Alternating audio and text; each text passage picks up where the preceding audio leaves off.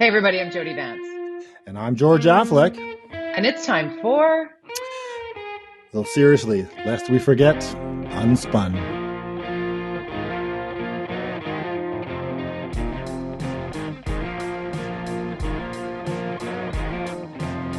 We're wearing our poppies. We're in our poppies. It's Wednesday before Remembrance Day we're recording because it's a holiday tomorrow. And, you know, it's Remembrance Day coming up and this week. And it's something, and obviously the veterans of, all the veterans that we should be remembering and celebrating what they've done. I'd like to point out something really cool that happened on Monday as well, as it was Indigenous Veterans Day. I didn't know a lot about what happened on the 8th of November. And I had the opportunity to speak with First Nations Assembly Chief, the National First Nations Assembly Chief, Roseanne Archibald, for a story that I'm doing for Al Jazeera English. And I asked her about Indigenous Veterans Day, and she explained it to me. It started in the 1990s, so quite recently, and really gave some intel, again, becoming a humble learner, if you will, like trying to learn trying to understand the gravity of what I do not know, George, because it's a lot. Just those who would enlist to fight for freedoms in Canada, and not even have the ability to vote. Like many veterans who fought in those, in Flanders Field, couldn't even vote, couldn't own land, and still they stepped up and would return and not have the supports of veteran services. All of that has now changed, obviously, and for good reason. And all of those veterans who gathered at the cenotaph, or at cenotaphs across Canada, really on Monday, will also march together on November 11th, and we will have that moment of silence at 11:11 for all of Canada's veterans, both fallen soldiers, retired, and active soldiers. And in my column this week, another group on top of it all. Yes, it was interesting column. I asked you before we started recording what obviously Remembrance Day kind of the inspiration for it, but it's focusing on a bigger issue, which is actually a bookend to your other column related to your own personal story, I think. Yeah, it is a little bit of both. For those who are paying attention, and I know many Canadians are very engaged in what's happening in the Canadian military, and they're amazing people who are serving this country, who deserve our support and are honored and will be honored on Remembrance Day.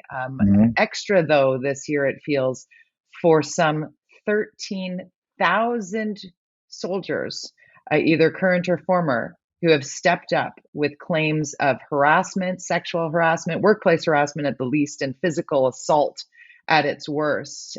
Just shining a little bit of a light on how some of our soldiers, we need to remember on this Remembrance Day that some of our soldiers had to fight a foe that was on home soil, that was part of the people that they were entrusted to, their leaders, and clearing this up. And I just want to make the one point, obviously read the column for more information on this at the Orca.ca. But there's a group of people, I think this is key. If someone served in the military and spoke ever of being abused, there is a class action lawsuit, and November 24th is the deadline to add your name to that lawsuit. And anybody who comes forward, completely anonymous, and there are people who are there to help with the facilitation of paperwork and telling your story, and be able to maybe draw some connection to others who may have been allegedly abused by similar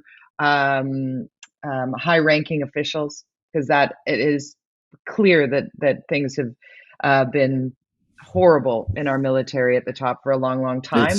New defense minister is great, and the fact that we're moving away from having our military sort of self-regulate, self-investigate all of the claims of assault, harassment, and gender discrimination being moved to civil court, I think is a big step in the right direction. It legitimizes the process. I mean, it's hard to, when you've failed at it so many times, you've got to take look at yourself and go, okay, maybe we should get somebody else to do this, because this is not working or solving the problem. And to see those numbers skyrocket that you talk about in your column to 13,000, that's insane. I mean, clearly these people were either afraid or didn't understand that they had been, or or that's just the way it works. I guess that's just how the military is.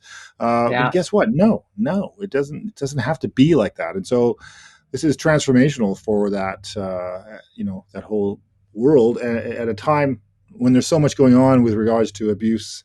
And of course, our military, and the fact that it's Remembrance Day. It's interesting. Tomorrow is Remembrance Day, and I haven't missed a Remembrance Day at mostly the cenotaph at Victory Square. Hastings and I can't Canby. remember. Yeah, my mom was a vet. She was an RN, and she was from Wales. She died about 13 years ago. I still have gone every year, and I see her friends there. My mom would be now 96. So there are still some of her friends that when I go there, I see them there. But one person that won't be there this year, the shout out to Cam Cathcart, who's a voice. If you've ever been down there to the cenotaph, Cam's been doing that. He's the voice of the day. And there's a smaller version this year happening, and it did a smaller one last year than because of COVID. But it's going to be weird not having Cam Cathcart as the voice of Remembrance Day down there. But I think it's important for us to all go there and remember and respect, and go to wherever your local cenotaph is. Take your kids. I take my kids. Take your kids. That's the And key, talk George. about what this is about. And Yeah, don't take your kids with their iPads so they can sit off to the side while the ceremonies are taking place. Have them stand there quietly, still, yeah, and yeah, have a moment. I mean, I remember my early days with Brady and doing that with him. And at first, having the wiggly just up from toddler and yeah. having to just put my hand on his Or the shoulder. scream, And the screaming kid right in the middle of the moment when you're supposed to be silent. We've all been there if you take your kids down we've there. all been there. Yeah, And it's better. And every parent there will give you kudos for bringing that child, screaming or not, because yeah, they now recognize and realize we need to pay attention to history or be destined to repeat it, especially when life is so noisy and especially when we get into the politics of the day. Before we dive into our next yes, subject, though, let's just point out that if you're following along, we got lots of really nice people on Twitter that are starting to say, like, yours is the podcast we love to listen to, right? It's so great. So you got to follow George at George underscore. Affleck, George_Affleck on Twitter. I'm at Jody Vance, Jody with a Y, Mm-hmm. at Jody Vance on Yes. Twitter. Give us a follow. Give us your thoughts. I've even had somebody say that my microphone was sounding really crappy, so hopefully it sounds better this week. I lend You the got some fancy microphone new to. ear pad. I don't know what's going on. You got a whole bunch of new equipment, it looks like. Oh, well, just one piece of new equipment. My computer's coming, but I do have the AirPods. My first Okay. pair of AirPods, guys. That's how far behind I am. I'm just saying. But we are very much up on the happenings of the day, and here on Unspun podcast, George, we need to take the spin out of some of the politicking that's going on, and we'll get Yes. into some of the top stories in the province. But I want to get into the behind the scenes of some of the politics that we've seen just in the last few days. It feels Yes. uncomfortable. Are you talking about the whole Liberal leadership thing and Renee Merrifield's Yes, I position am. on? It's very confusing, and talk about spin. This story is so spinning around in different ways now. It's hard to keep track of what happened. And I heard Mike Smith on CKNW, who I'll be filling in for on Friday, by the way, from 9 to noon, All if you right. want to listen. I'll listen. Thank you. And he had Renee Merrifield, who's running for leadership of the BC Liberals, against Nikki Sharma, who is a new NDPer from Vancouver. She's run for council a couple of times with Vision, who was whether or not it exists or not anymore. So they went at it. The issue was at the debate or thing on the weekend with the BC Liberals. She talked about. It's very confusing, but she used some words that perhaps were confusing. She first of all talked about the party itself, the BC Liberal Party, being in need of an overhaul of when it comes to whether it be race, religion, gender, all these things Diversity. diversity need to be addressed and need to be fixed. And she talked about that, she brought up the NDP. She was talking in general about you can't have token people, Box is checked. Yeah. Let representation. me let Just me let me paraphrase it for you, because yeah, this is what made me uncomfortable. Watching her passionately speak about how it's time to add real, meaningful diversity to the BC Liberal leadership within yes, the party that she is running for the leadership. She is saying, if I'm given the opportunity, I will do the things that put people in all Right. walks, race, religion, gender, in all sorts of positions of power, because this party currently is led by a bunch of Yeah. white guys, White like guys, white guys, middle-aged white right? guys. And so is the NDP, as it turns out. And she kind of referred to that, even though, there's 5 white guys that are the core team of the BC NDP.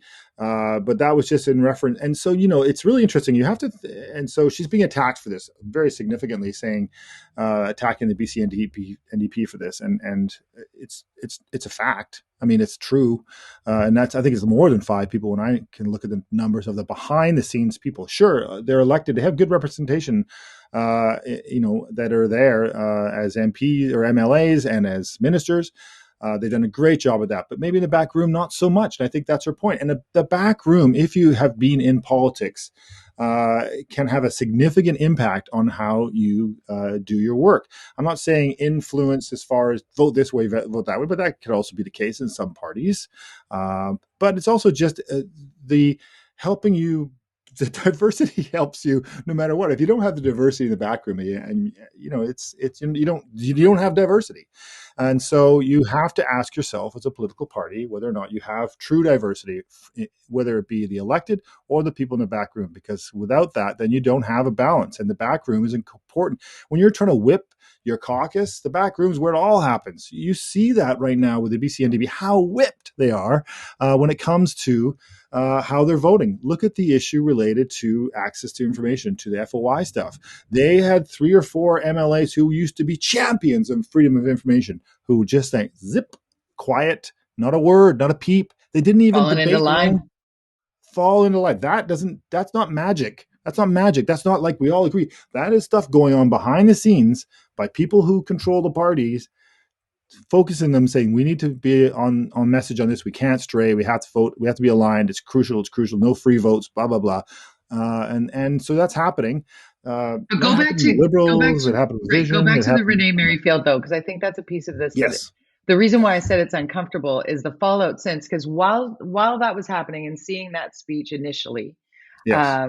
and thinking, okay, I see what she's saying, but if you take that one clip and you just play that one clip and you attack that one clip, it's not going to be your best day. There was a sort of off the It's cuff not. moment for her that certainly opened an opportunity for attack. I just found it really interesting that in a time where women are finally establishing, it's not surprising when women are in strong positions. Pick your party. Okay, maybe Mm-hmm. not the Conservative Party as much, but the NDP, the BC NDP, the BC Liberal, there are strong women represented, strong women, and then strong men and women of cultural and lifestyle diversity, whatever you want to call diversity, because it should expand beyond all things. Why it's been so tunnel vision for so long is what it Mm-hmm. is. But to have 2 women fighting about it felt really weird for me.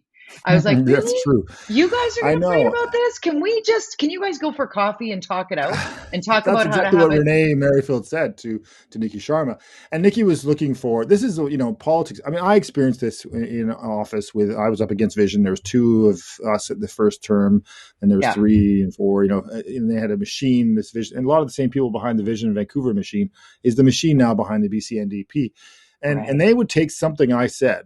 Oh my God. And they would just go with it. I was called a homophobe for hours on one day because of something, because I wanted clarity on why, on sending Tim Stevenson to Russia, because it came out of nowhere. It had nothing to go to, anyways, it was like, what? I This remember is it, not, this and is it a, was this is not about crazy. money. This is not about, this is about money and transparency.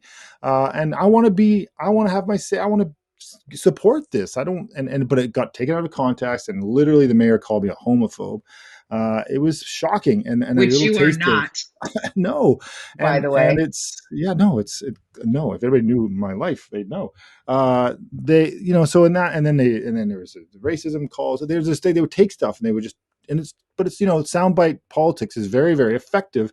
And clearly the NDP here in BC have decided this is a moment. But you know what? Here's the challenge that in effect, it actually helps in some ways, potentially, Renee Merrifield, as far as her leadership goal. She's running for the BC leadership of the BC Liberals, not the NDP. And so any Right. chance that she can look like, wow, NDP are mad at Renee, that's a good thing for Renee. That makes them go, oh, wait a minute. Maybe we do need somebody like this in the legislature as our leader who's going to push some buttons at the NDP to then reveal their weaknesses potentially. That's how politics works. So Mm. while she's defending herself and she's getting a lot of hate on social media and a lot of misinformation out there, and yeah, maybe she worded it badly and all that stuff. She clearly Oh, I has think said if she that's had not to what I do meant. this, I think it's safe for me to speculate. I do not know her, but if I were to speculate, she would reword or more carefully word that portion of her speech. She was Oh beside the God, yeah. podium, passionately just putting forward in shorthand, and anybody watching in that moment would likely have understood what she was intending the message Yeah, to be, but the way it was stated gave opportunity for it to be ripped apart. yeah, And I think there's an opportunity, like you said, there's an opportunity here for her to show how she would handle something like this, and she is making statements on Twitter and clarifying and engaging with the opposition, the opposing party, like you said, and creating totally. that dialogue.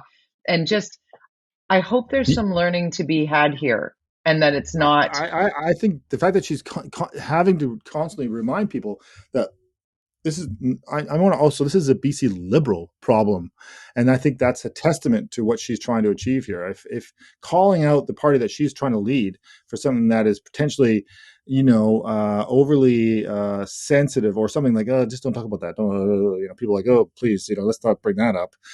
Yeah. Where that's it doesn't it potentially makes her a lot of enemies. With people who don't want things to change. And of course, last week we talked about the whole Kevin Falcon thing and the campaign manager for Michael Lee and that whole thing. There's clearly a problem that needs to be fixed, and I think that's kind of where this whole thing came from. Yeah. So it's really challenging.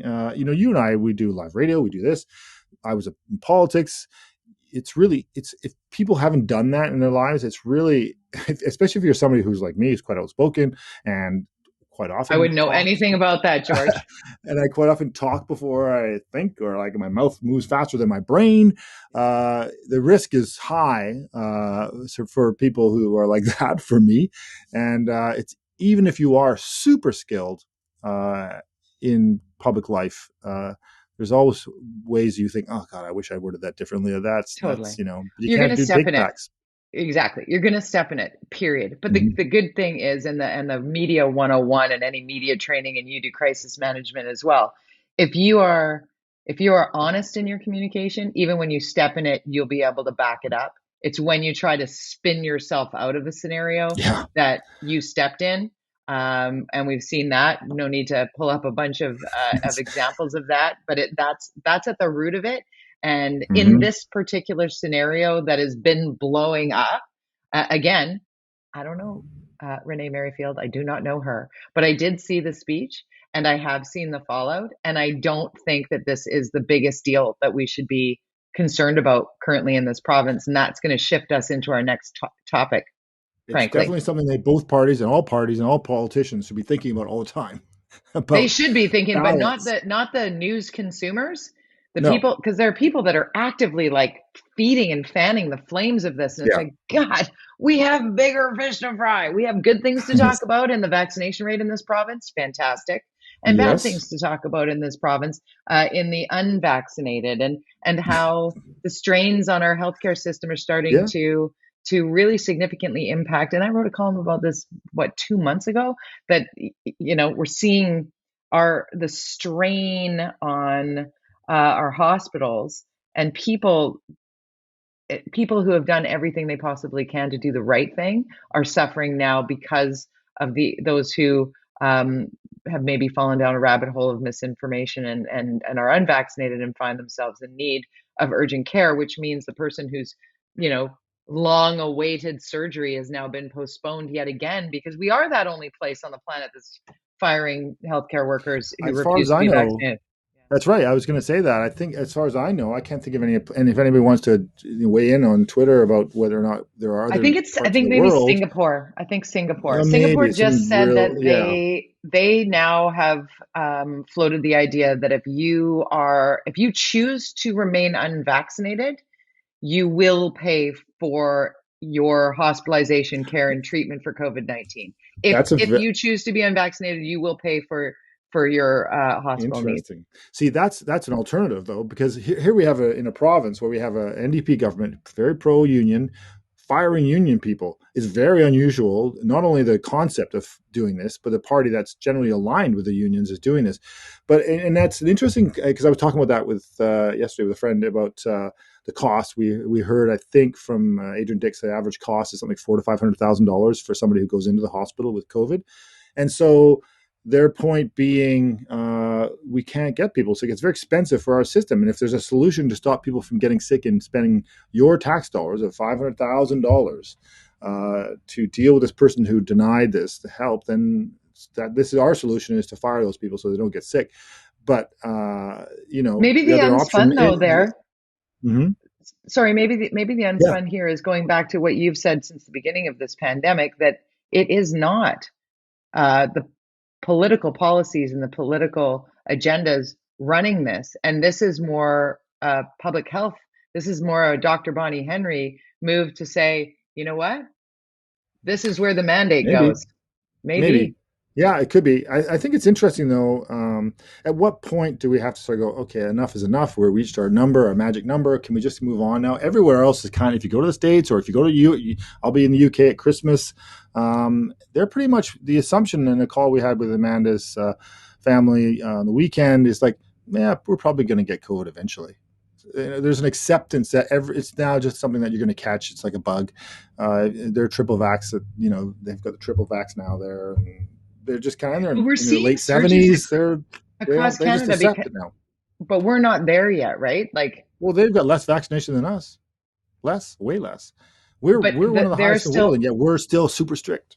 right. But So the it's I places just that have the places that yeah, have loosened in Manitoba, in Ontario, and in I believe it's Newfoundland and in the Yukon. So the places that did lift measures, and now as people are going indoors again for winter, we're starting to see the cases rise. And certainly, as you say, with the UK, I mean, cases don't equal hospitalizations in places with high vaccination rate. But right. when you look at Ontario, those who choose to remain unvaccinated, I was reading this in the Globe and Mail. There's an op-ed piece in the Globe and Mail today Mm-hmm. about Ontario specific. I heard Jamie Pulfer talking about it um, on the radio, the reporter in Ontario, and she was saying that there are 1.5 million people in Ontario who've chosen to remain unvaccinated. And in this op-ed piece, it blames that the columnist blames those people for us still being mired in this pandemic. And the issue is Mm-hmm. not so much here in BC because we are hitting 90%, unbelievable Yeah, vaccination rate. But in other jurisdictions, and that 10% of BC that's unvaccinated is all in the north and in the interior, where our health systems are really they don't have the um, space. They don't have the space. struggling to continue. I don't know. I'm I with you, know George. it's interesting. Part of me wants Uh, to open it up. I spent the day at the border on Monday when the border reopened yes, the to the borders are U.S. open. Oh my Kind God, of. there was a stand at the Peace Arch border crossing and doing live hits for Al Jazeera English. And then, when you go south of the border and you go into the duty free and then you come out of there and you come around that little U-turn back through Canada Customs. So if you were just at the Peace Arch Park Yeah. there and then you can come back, yeah, that U-turn is blocked. So we had to go through US and then come back through Canada. Oh yeah. You want to know stress? That was stressful Because you because were there there I am. I got no, reporting. You were there I was there reporting, reported. just not for I did fun. not have my passport. I did not have a PCR Oh, test. what? Oh no.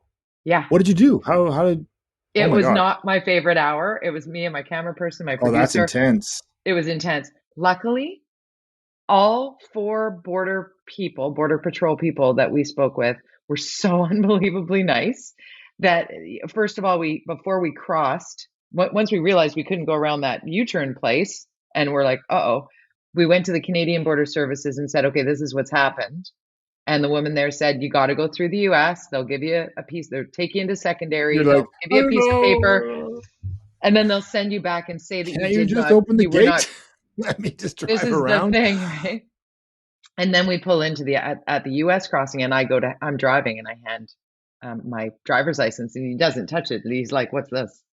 And I said, so this is what happened. So they didn't communicate with them? They didn't like I'll give a call from US to Canada, say I'll take care of that. Oh, for God's sakes.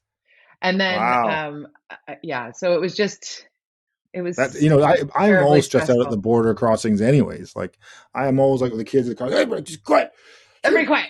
I'll do Serious the cases. talking. Now they're talking. Nobody yelling from the back seat. This is a serious situation. We're crossing the border. That's like in You and I normal are the times. same. You and I are the It's same. just I'll like, tell you a quick story to make it funny off the back end here. My mom, because I grew up in Tsawwassen, right? So we would go back and forth across to Point Roberts yeah. all the time. Get your gas, get your milk, get your chicken, go for dinner, go whatever, walk the dogs, whatever. So we were going across the border. Literally, Kevin, the border guard that we see every single time, Kevin, the bearded border Kev, super, guard. hey, right? Hey, Kev. This is what, 1983. And we're going across the border to get gas before we go and do a bunch of stuff. Mom's stressed. We're running late. We're going to get gas, and we're going pull up to the border. And I'm like, "Hey, Kevin," and he says, "Where are you going today?" And my mom said, "San Francisco. Where the hell do you think I'm going?" And he goes, Oh. "Not the United States today, ma'am. You're gonna need to turn your Oh, car around." Kevin was And I was having like, a bad day. "No, but there's your Kev. lesson learned. You don't get mouthy. You don't joke No. around. You don't. No, no, You don't even you barely don't mess around. smile. Like, yeah, it's like You you gotta take your get a proper, like, sunglasses on. yeah. Yes, sir. No, sir. Yes, But then I ma'am. watched that No. border crossing show, and I'm like, I watch these people who are crossing the border. It's a whole TV show dedicated. And like, and the things they're up to, I'm like, well, if that guy's getting across, come on, I'm almost worried. Anyways, I got my Well, I Nexus mean, now, so I'm like super like, oh, I don't want to super lose my careful. Nexus. No, don't lose your mind. Hey, Yes, no, just before we go, George, I know last week we talked a little bit about graffiti. And speaking of running around with Al Jazeera English this last couple of days, doing the stories on the border and also yeah, on Remembrance Day and the flag raising controversy that is no more. Um, the graffiti that we were talking about last week, I've had the opportunity to be a passenger in a vehicle driving all over town. It's unbelievable. Like it's worse than I even had imagined. yeah. Once you really look for, I mean, I feel for the people who are trying to continue to have Chinatown thrive. It's just covered in and tags. and and the city's engineering budget is they've got a request them to increase it, but they also want to have a smaller budget for the. It was very confusing in the city of Vancouver. I mean, this is a task for the engineering. Can't even find staff right now. Nobody can find staff to who wants to go to the downtown east side or clean off graffiti. But you got to be tenacious about this. Somehow you have to find a way to prioritize this as a city. If it's on the back of a stop sign, get it off. Get it off. Like come on. I mean, I know All that of in the my signs building, across the Georgic Viaduct, all of the signs, if you look on the backside of every one of those, how do you get up there? How do you have time I to know spray that's, paint and up how do there? they Is not my get caught? question. My building, I'm in Mount Pleasant, my office building, and it is every weekend it gets tagged. Within hours, it's painted over. And if that didn't happen, the entire bottom of this building would be totally covered in graffiti, 100%, and probably the top part too. They would find a way to the area. So you have to be tenacious. You have to. So it takes away the satisfies whatever the Satisfying satisfaction. nature, satisfaction of it. I Welcome made a to new word up Wednesday. today. I made You a new word did. up. And are you going to be able to take a little bit of a long weekend, a weird long weekend this weekend? Are you going to get to relax or what? Not really. I mean, I got to, I'm no, because I'm Mike on 9 to 12 on Right. Friday, and then I got to work Sorry in the about afternoon. that. So, and then, then I'm getting from our conversation last week, I'm getting my annual blood test on Friday afternoon. So that takes a bit of time and process Excellent. to go through that whole system. So, Good for you. yeah, no, not really. What are you? Anything exciting? Oh, you going up to your old place? I'm gonna go. I'm gonna go up to Kamloops. I'm gonna hang out. That's Nice. it. Yeah. Is it still Go hot up take a there? little. I don't think There were so. 40 centimeters of new snow on the Yeah, Coquihalla. yeah, you just go have your fun in the snow. I'll stay here and take care of life in the rain. It's sunny out.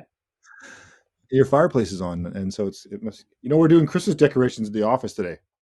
Bye. This first, then that. That first, yes. I mean, we're getting them out of storage. Out of storage. Oh, okay. And then we're doing them next week. But I'm like, what? Because everybody's away in December. There's all these vacations. So I'm like, Okay, you're Christmas. allowed. You're allowed. Yeah. No, so So my job next, today is to go to storage, and I'm like, Christmas decorations. We're seriously doing this? so Anyways. do we start next week with George singing Christmas carols? Because it was very popular Oh, when you were singing. yes. Might as well. Might as well. Well, now we will. You got to find a way to Christmas work. movies start next week too. Christmas movies start next week, right? And what's your all-time? Save that for next week. I want to know your Yes. top 3 Christmas movies next week. Okay. I don't. Save all my Christmas for the next years. Bye, George.